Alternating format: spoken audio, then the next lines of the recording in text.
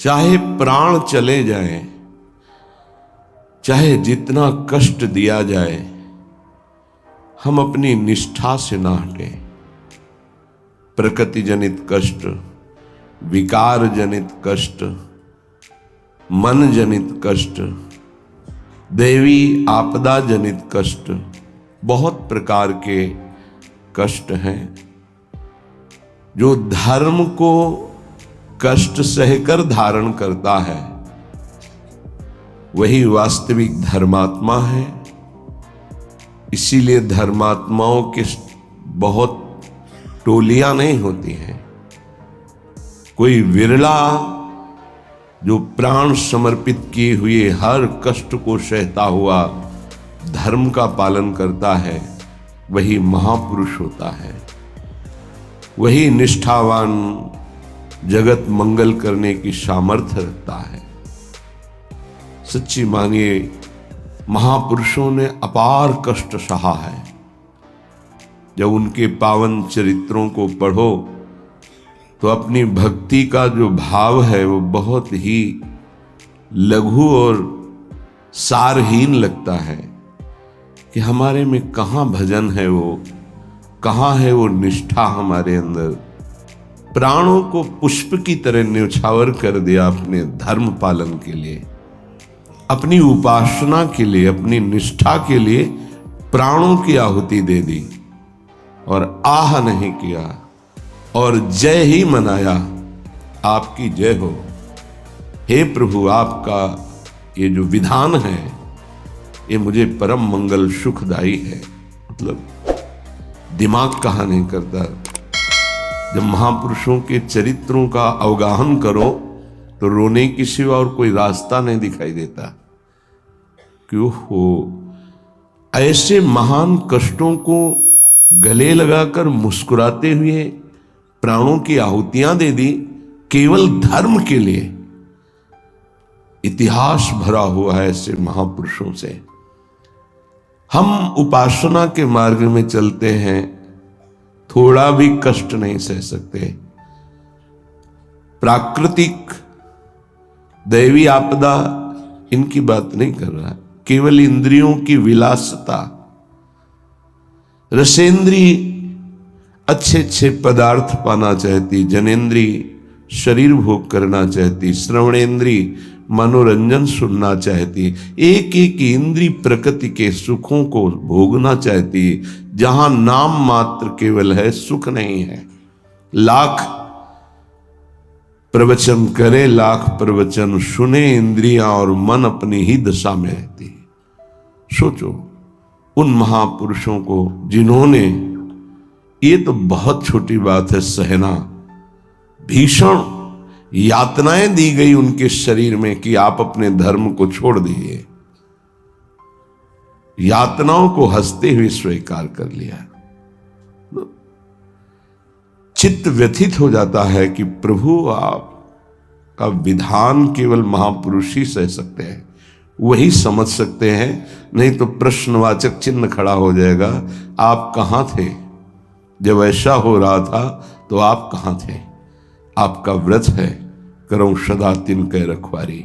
महिमा सुनी है, सीम की चाप सके को ताशु, बड़ रखवार रमापति। फिर ऐसा, पर वो प्रश्नवाचक चिन्ह शरणागति अधूरी कच्ची होने के कारण होती है।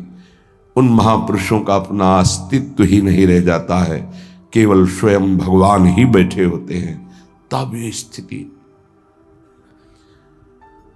उपासक सुख दुख को ना देखे, इष्ट देव को देखे, अनुकूलता प्रतिकूलता को न देखे, अपने धर्म को देखे, अपनी उपासना को देखे, तभी वो आगे बढ़ सकता है। सच्ची कहते हैं, हृदय रो पड़ता है इन महापुरुषों की निष्ठाएं देख करके कि वाह कैसी धर्म निष्ठा है। देह प्राण ते प्रिय कछु नाही, किसी का भी हो, देह और प्राण बहुत प्रिय है। लेकिन इन महापुरुषों ने, गुरुजनों ने देह प्राण की किंचन मात्र परवाह नहीं की। धर्म के लिए हम छोटी सी वस्तु भोजन, छोटे से इंद्रियों के भोगों के लिए अपने धर्म का त्याग कर देते हैं। महापुरुषों ने अपने प्राणों का त्याग कर दिया, लेकिन धर्म नहीं त्यागा। ये जब तक निष्ठा नहीं आती तब तक हम अपने आराध्य देव के प्रताप, महिमा और उनके प्यार को नहीं समझ सकते।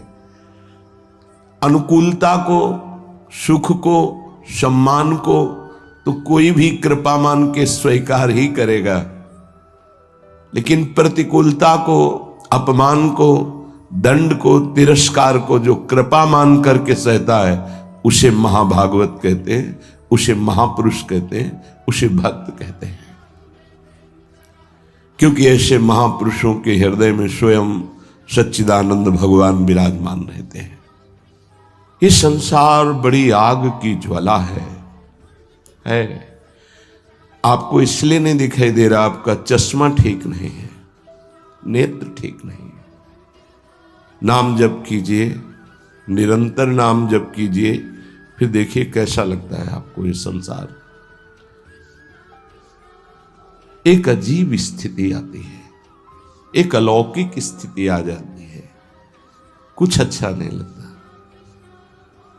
मिलना, बात करना, कोई भोग भोगना, कोई ऐश्वर्य, कोई पदवी, कुछ नहीं। एक ऐसी आग जलती है सच्चिदानंद की, ये सब झूठा आकर्षण क्षण में नष्ट हो जाता है। अभी हमारी मलिन दृष्टि है तो हमको संसार प्यारा लगता है, असत प्यारा लगता है। संसार में तत् 10 दिशों, 10 दिशाओं में इस संसार में कहीं सुख नहीं है। दुखालयम अशाश्वतम, भगवान कह रहे हैं, महापुरुष कह रहे हैं, हमें सुख दिखाई दे रहा है। हमारी बुद्धि पतित हो चुकी है, मलिन हो चुकी है। ये दावानल संसार, जंगल में जो आग लगती है उसे दावानल कहते हैं। ये भड़क रही है, मैं भी उसकी लपेटों में आ रहा हूं। श्रीपाद कह रहे हैं, क्या कर सकता हूं, असमर्थ हूं। ये हृदय की बात है। हा वृंदारण्य, काम क्रोध लोभाद्यति बल बहल व्याल संकीर्ण में तत्। ये काम क्रोध लोभ आदि अनेक बलवान सर्प हैं जो अपनी कुंडली में फंसा करके डस लेते हैं और उनका विष चढ़ जाता है।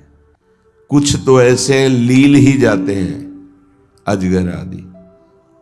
तो लील जाने का मतलब पूरा जीवन निकल गया काम चेष्टा करते हुए, समझ ही नहीं पाए। पूरा जीवन निकल गया लोभ धन की प्राप्ति के लिए, समझ ही नहीं पाए। सुखी वही है जिसने भगवान नाम का निरंतर स्मरण प्रारंभ कर दिया। वो सुखी, वो बेचारा। तुम्हें लगता है वो सुखी, बेचारा है। थोड़ी देर अगर उसके मन में अपने मन को मिला के देखो तो पता चलेगा उसका मन कितना जल रहा है, कितना दुखी है, कितना वासनाओं से गंदा हो चुका है। और शरीर छूटेगा तो बैंक बैलेंस यही रहेगा, वो गंदगी ढो के अगले जन्म में भोगेगा जाके। माने ये असमर्थता का सूचक है। वृंदारण्य किम कुर्मः, मैं क्या करूं, कुत्र यामो, कहां जाऊं, आपकी शरण ले लिया हूं। ये काम क्रोध लोभ आदि ये हिंसक पशुओं की तरह हम पर टूट पड़े हैं। या ब्याल, वहल ब्याल संकीर्ण में तत्, इन्होंने हमें फंसा लिया है। देखो महापुरुष ये निर्विकार हैं, ये हमारी स्थिति को भांप कर बोल रहे हैं ऐसा। ये काम क्रोध लोभ आदि ये ब्याल सर्प की तरह मुझे अपने में बांध लिया है। जब सर्प बांधता है तो प्रतिपल वो अपने पाश से कसता जाता है, उसकी हड्डियां चूर चूर होती जाती है, फिर वो उसे निगल जाता है। ऐसे ही काम क्रोध लोभ मोह मद मत्सर ये ब्याल की भांति हमको फंसा चुके हैं। हम असमर्थ हो चुके हैं और हमको डस लिया है, इसलिए जहर चढ़ गया है, मेरे को कोई झुका नहीं सकता, मैं धनी हूं, ऐसे न जाने कितने जहर की तरंगें उठ रही। कहां जाऊं, क्या करूं? हे हरि, हे हरि, हे वृंदावन धाम, आपके सिवा मुझे कोई शरण में स्वीकार नहीं कर सकता। पक्का कोई स्वीकार नहीं, सब स्वार्थ के वशीभूत है, सब असमर्थ हैं। कौन मेरी रक्षा कर सकता है? क्योंकि अगर किसी को पुकारूं कि मेरी काम से रक्षा कर दो तो खुद काम से पीड़ित है। किसी को कहो कि मुझे क्रोध और मद से हटा दो, बचा लो, तो इस संसार में कोई नहीं बचा सकता। दो ही हैं बचाने वाले, हरि या हरि के प्रेमी जन, दूसरा कोई नहीं। तुम तुम्हार सेवक असुरारी, स्वार्थ रहित जग जुग उपकारी। जुग माने दो। स्वार्थ रहित अगर कोई उपकार कर सकता है, मुझे बचा सकता है, तो भगवत प्रेमी महात्मा या स्वयं श्री भगवान। इसलिए हा हरि, हा हरि, यामो हरि हरि शरणम स्वस्य पश्यामि नान्यत्। मैं देख रहा हूं कि मुझे कोई स्वीकार नहीं कर सकता। अच्छे सद्गुण और स्वार्थ की पूर्ति होती हो तो सब हाथ मिला लेंगे, लेकिन जब दुर्गुण अपने ऊपर शासन कर रहा हो और किसी की स्वार्थ की पूर्ति हमसे न हो तो हमसे कोई बात नहीं करेगा, कोई नहीं बात करेगा। किसी से हम बात करना चाहें तो वो घृणा और त्याज्य भाव से देखेगा, है गंदा आदमी, क्या है इसके